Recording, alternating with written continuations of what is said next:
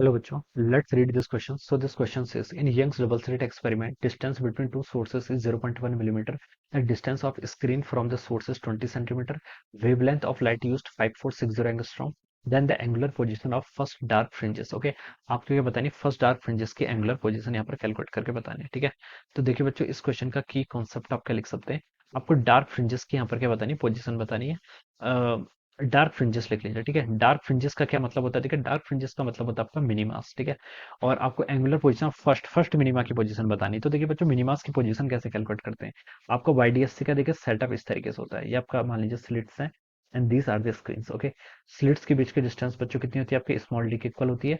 और एक capital D का this is the distance between the source and the screen. Okay, ये आपका यहाँ पर से ऐसा रहता है, ठीक है। और क्या लिख सकते हैं बच्चों, ये आपकी मान लीजिए ये आपकी लाइन है which is perpendicular to the screen. Screen के क्या परपेंडिकुलर है, ठीक है। यहाँ पर देखिए आपका आएगा this is our central maxima. यहाँ पर आपका सेंट्रल मैक्सिमा होता है। इधर कहीं आपका फर्स्ट मैक्सिमा होता है और यहाँ पर भी फर्स्ट मैक्सिमा होता है। इनके बीच में आपका क्या होता है, फर्स्ट मिनिमा होता है। फर्स्ट मिनिमा की देखिए पोजीशन कैसे फाइंड आउट करते हैं। फर्स्ट मिनिमा के लिए देखिए हम लिख सकते हैं, देखिए मिनिमास की पोजीशन ये आपका वाई एक्सिस की तरफ मान लीजिए, तो हम इसको लिख सकते हैं।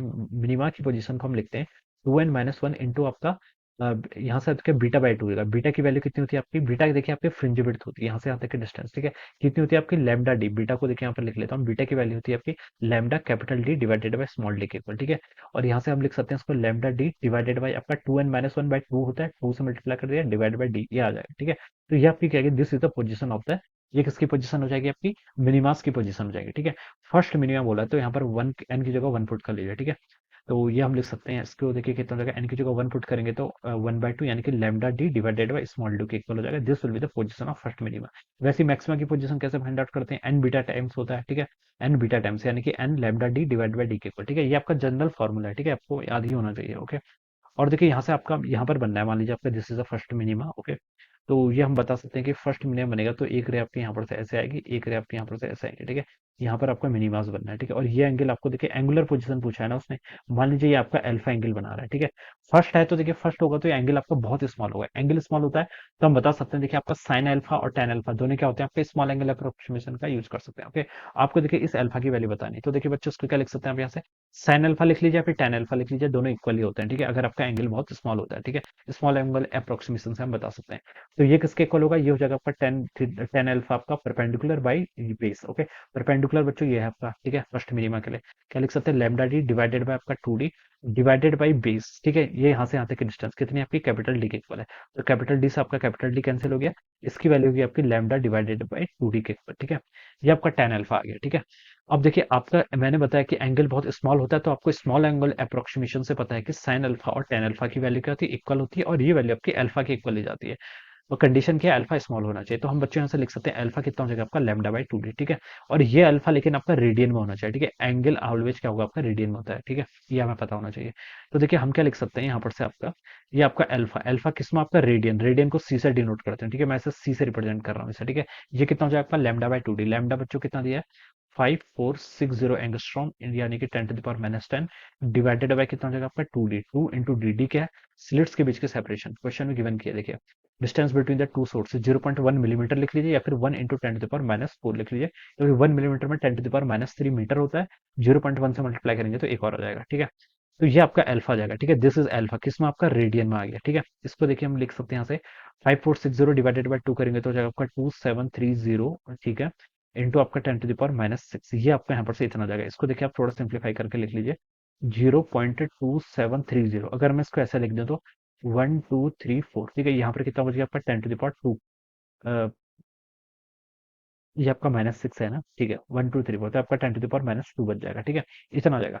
अब देखिए ये आपका अल्फा अपने एंगल फाइंड आउट कर लिया, लेकिन ये एंगल आपका रेडियन में है। अब इसको आपको किसमें कन्वर्ट करना है, डिग्री में। ऑप्शंस में डिग्री गिवन है, ठीक है। आपको पता है देखिए बच्चों, आपको 180 रेडियन, 180 रेडियन किसके इक्वल होता है आपका, सॉरी 180 डिग्री किसके इक्वल होता है आपका, पाई रेडियंस के इक्वल होता है। कितना होता है आपका, पाई रेडियन के इक्वल, ठीक है। आपको यहाँ पर रेडियन में गिवन है तो हम बता सकते हैं एक रेडियन बच्चों किसके इक्वल होगा आपका, 180 बाई पाई के इक्वल होगा, ठीक है। अब इसको 180 बाई पाई से मल्टीप्लाई कर लीजिए, ठीक है। तो कितना हो जाएगा देखिए आपका, ये आपका देखिए रेडियन में गिवन है, ठीक है। ये आपको रेडियन में गिवन है। अब इसको आपको डिग्री में कन्वर्ट करना है, तो ये आपका डिग्री में देखिए, डिग्री को आप ऐसे लिख रिप्रेजेंट कर लीजिए, ठीक है। डिग्री को आप सिंपली यहाँ पर से ऐसे डिग्री में हम यहाँ पर से ऐसे लिख सकते हैं, ठीक है। डिग्री में कन्वर्ट करने के लिए इस रेडियन को किससे मल्टीप्लाई करना है, 1 रेडियन में 180/पाई डिग्री होते हैं, तो इतने रेडियन में इसको 180/पाई से क्या कर लीजिए, मल्टीप्लाई कर लीजिए। 0.2730 इंटू कितना होगा आपका 180 डिवाइडेड बाय पाई, पाई की वैल्यू बच्चों कितनी होती है 3.14 इंटू कितना हो जाएगा आपका 10⁻², यानी कि 0.01, ठीक है। इसको आप बच्चों आप यहाँ से सॉल्व कर लीजिए, आपका आंसर आ जाएगा, ठीक है। इसको देखिए अगर हम सॉल्व करते हैं तो हो जाएगा आपका 0.2730 न्यूमरेटर में है, इंटू कितना आपका 180 इंटू 180 इंटू कितना आपका 0.01, ठीक है। इसकी वैल्यू 0.494 के इक्वल आ गई, ठीक है। 0.494914 डिवाइडेड बाय बच्चों कितना है 3.14, ठीक है। इसको आप देखिए, फिर आप क्या कर लीजिए, इसको फिर आप इसका से अगेन डिवाइड कर लीजिए। इसको देखिए अगर हम यहाँ से अगेन डिवाइड कर लें तो ये आपका 3.14 से डिवाइड करेंगे तो 0.156 के इक्वल आ रहा है, कितना 0.156 के था डिग्री, ये आपका आंसर आएगा, ठीक है। इसको अगर मैच करो तो देखिए 0.16 डिग्री क्वेश्चन में गिवन है ऑप्शन में, तो ये आपका इसका करेक्ट आंसर आएगा 0.16 डिग्री। तो बच्चों आपका किससे मैच कर रहा है, ऑप्शन बी से। So we can say that option B will be the right answer of this question, okay. तो इस तरीके से हम क्या करेंगे, उसको सॉल्व करेंगे। So I hope you all understood this concept. All the best and thank you so